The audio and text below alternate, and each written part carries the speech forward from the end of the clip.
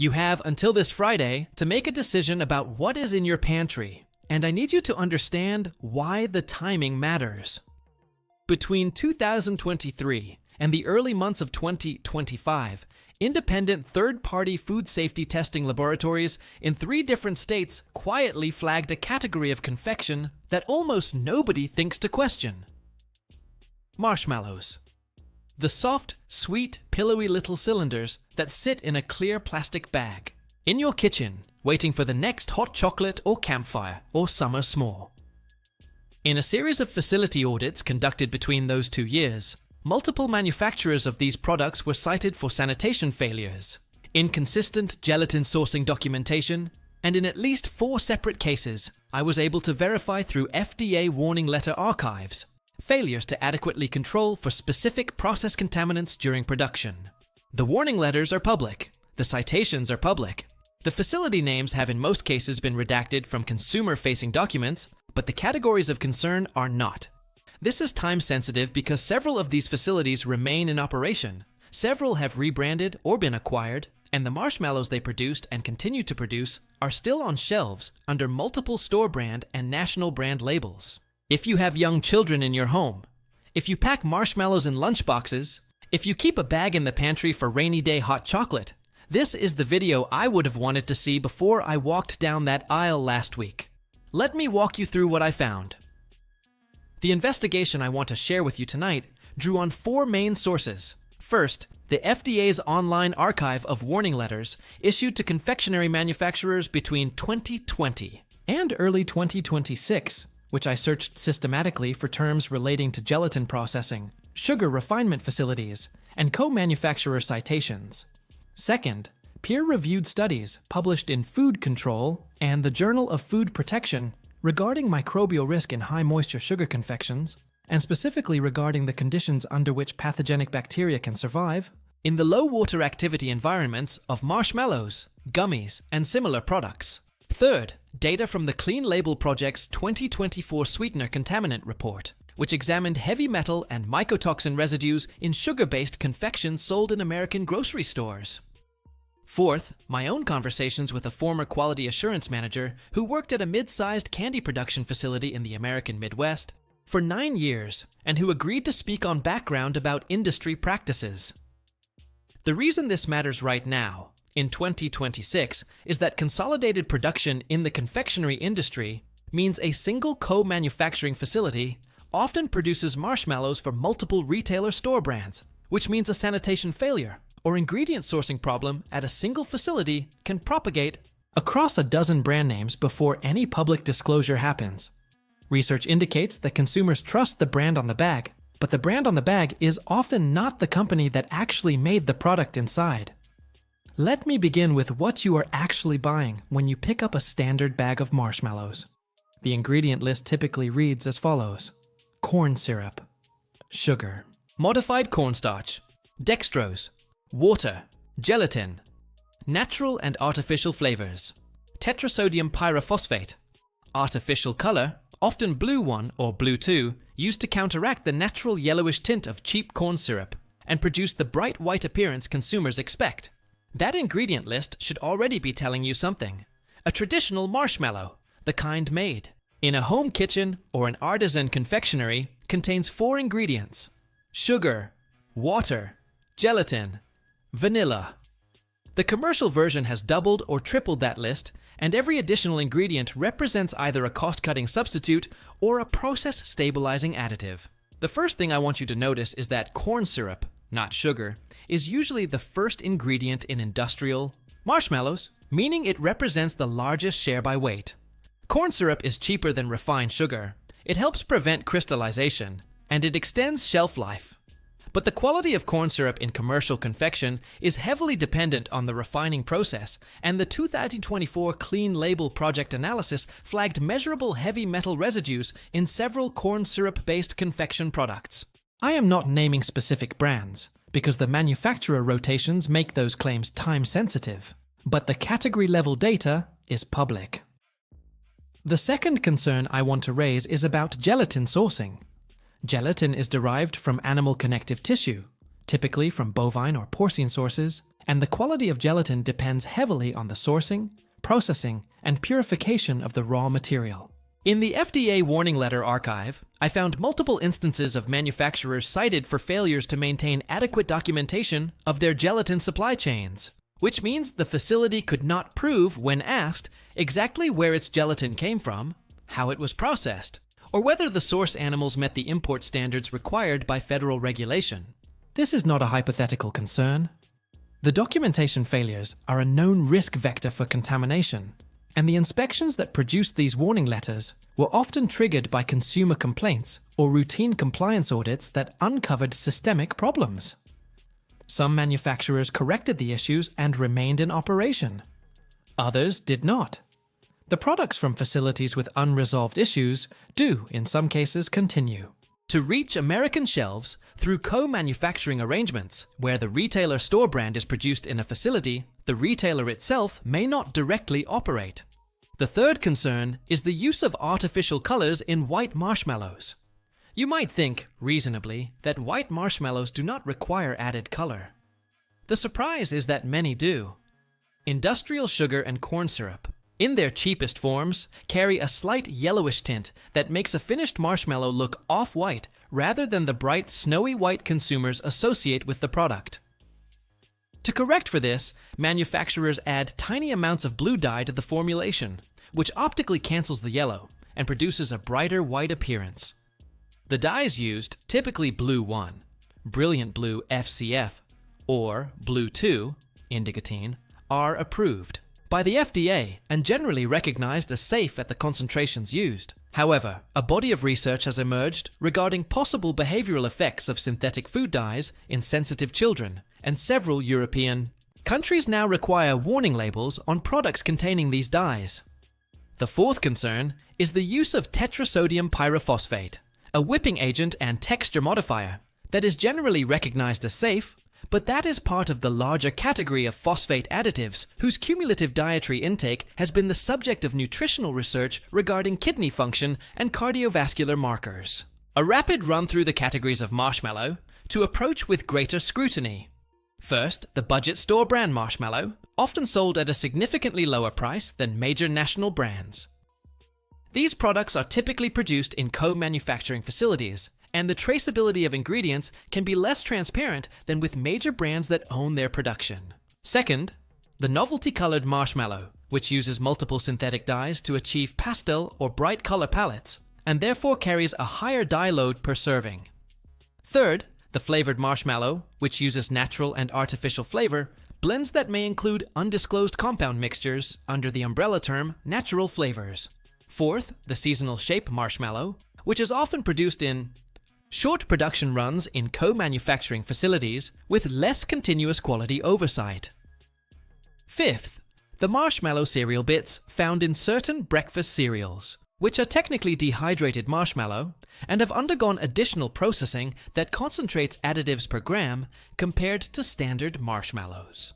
Let me take you deeper into the process of modern industrial marshmallow production, because understanding how these products are made changes how you see them on the shelf. The traditional marshmallow, going back centuries, was made from the sap of the marshmallow plant, Althea officinalis, combined with sugar and egg whites. The plant-based origin is where the name comes from.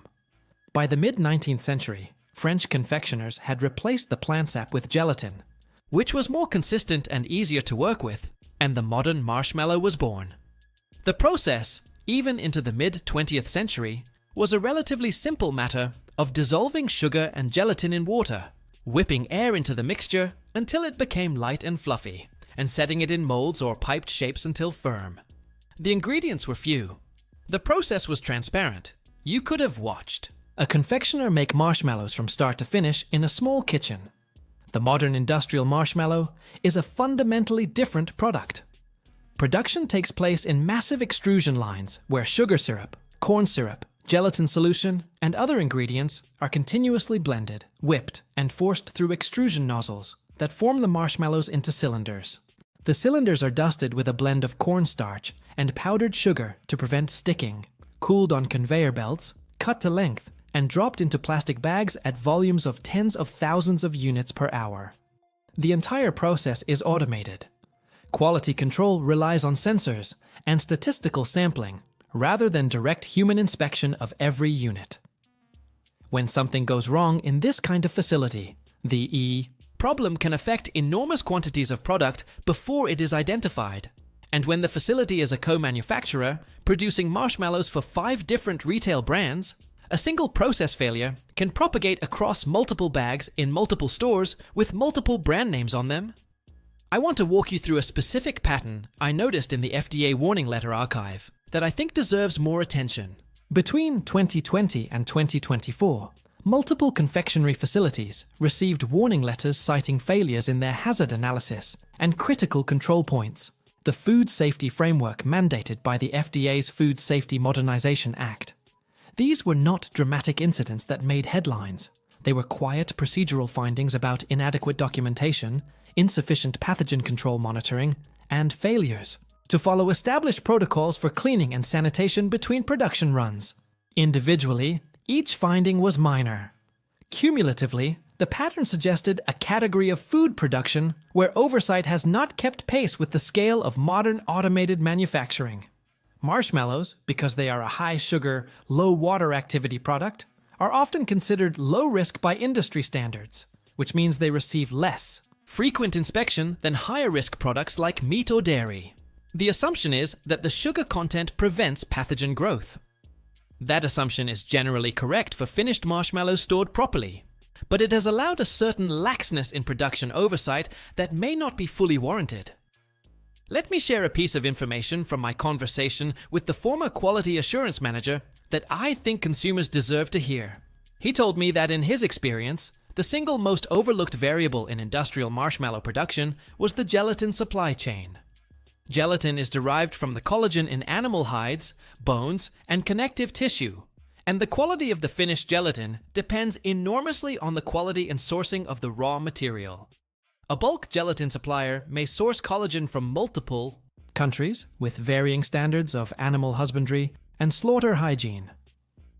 When that gelatin arrives at a marshmallow facility, it is tested for certain quality markers, but the deep provenance of the raw material is often not traced beyond the immediate supplier. A facility that sources from a reputable gelatin supplier with strong controls is producing a safer, higher quality product than a facility that sources from the cheapest available bulk supplier. The consumer, looking at 2 bags of marshmallows on the shelf, cannot see this distinction. It is invisible, and yet it matters. A rapid tour of the specific visual and sensory inspections I would urge you to perform on any bag of marshmallows you are considering. Open the bag and look at the color. Real cane sugar marshmallows have a slight off-white cream tone, not the bright snowy white of optically corrected industrial marshmallows. Smell the bag. A good marshmallow smells of vanilla and sugar, with perhaps a faint hint of the gelatin. A concerning one smells chemical, plasticky, or carries a sharp sweetness that hints at added flavor compounds. Touch the marshmallow. Good marshmallows have a tender, slightly tacky surface that yields slowly to pressure. Concerning ones can feel unnaturally bouncy or slippery.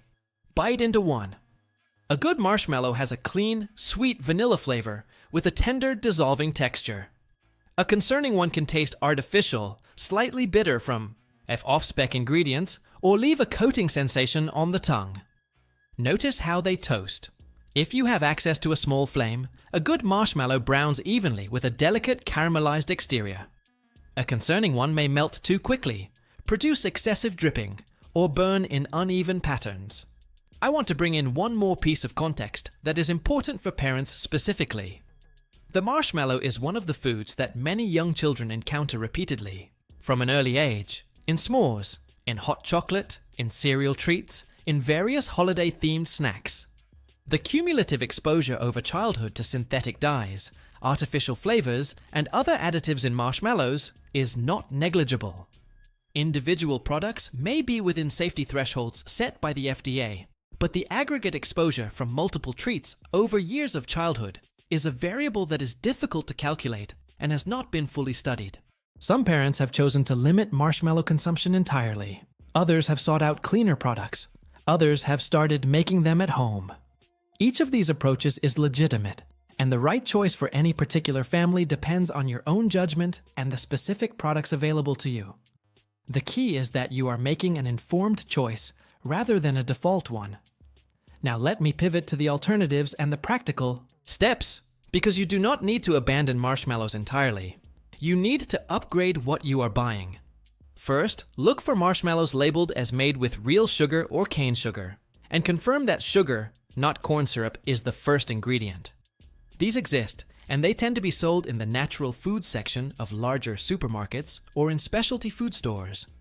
The texture is slightly different, a little firmer, a little more resistant to the initial bite, but the flavor is significantly cleaner.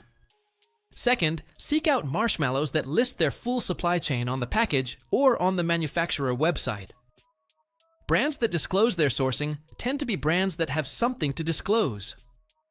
Third, consider marshmallows made with organic ingredients, which under USDA organic certification must meet stricter standards for both ingredient sourcing and processing. Fourth, for households with young children or anyone sensitive to synthetic food dyes, look for marshmallows labeled as dye-free or colored only with natural sources. These products typically have a slightly off-white or cream-colored appearance, which is the actual natural color of a marshmallow, made without optical correction. Fifth, consider making marshmallows at home. The recipe is surprisingly simple. Gelatin, sugar, corn syrup or honey, water, vanilla. The process requires a stand mixer and about 40 minutes of active time, and the result is a marshmallow so superior to the commercial version that your family will notice immediately. Let me give you the shopping discipline to take into the confection aisle this week. Read the ingredient list before you look at the price. Count the ingredients. A good marshmallow has 5 to 7 ingredients. A concerning one has 10 or more. Check the order of sweeteners. Cane sugar first is better than corn syrup first. Check for artificial dyes even in white marshmallows, which sounds counterintuitive but matters. Check the manufacturing location on the back of the bag, and be aware that a manufacturing location different from the brand's corporate address usually indicates co-manufacturing, which is not inherently bad, but does warrant a little more scrutiny. Consider the price per ounce ratio, and understand that a marshmallow priced dramatically below the market average is almost certainly produced using the cheapest possible inputs. Pay attention to recall notices. The FDA publishes recall notices regularly, and sugar-based confections do appear in those notices from time to time. Finally, trust your senses. Open a bag of marshmallows and smell them. A real marshmallow smells like vanilla and sugar. A concerning one smells chemical or plastic adjacent, which can indicate off-spec ingredients or packaging migration issues. One additional consideration I want to raise before I close is the increasing availability of alternative marshmallow products on the American market. Beyond the conventional cane sugar marshmallows made without dyes, there are now marshmallows sweetened with honey, marshmallows made with alternative gelling agents like agar-agar or carrageenan for vegetarian and vegan consumers, and marshmallows flavored with natural ingredients like pure cocoa or real fruit purees. Not all of these alternatives are genuinely better. Some vegan marshmallows, for example, contain long lists of hydrocolloids, gums, and starches to replicate the texture that gelatin provides naturally. Some honey-sweetened marshmallows also contain corn syrup as an anti-crystallization agent, which undermines the premium positioning. The lesson is the same as with any other product category. Read the ingredient list. Judge the product on its actual ingredients, not on its marketing category. A conventional cane sugar marshmallow with a clean 5-ingredient recipe may be a better product than a fancy organic vegan marshmallow with 15 industrial hydrocolloids.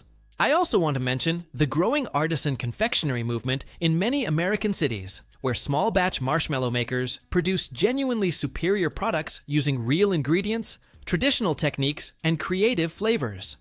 If you have access to a local farmer's market or specialty food store, you may find handmade marshmallows from small producers that are on a different quality level entirely from anything in the grocery store. These products are typically more expensive per ounce, but they are also dramatically better in flavor and texture, and they represent a genuine return to the traditional craft of confectionery. Buying a single bag of handmade marshmallows for a special occasion, even if you continue to buy conventional marshmallows for everyday use, is an education in what this product can actually be when it is made with care. I want to close with a reflection, not a scolding. Marshmallows are supposed to be a small joy. They are supposed to be the thing you toast on a stick over a campfire with your kids. The thing you float on top of hot chocolate on a cold night. The thing that marks small moments of sweetness in ordinary weeks. That small joy does not have to come with a chemistry experiment attached.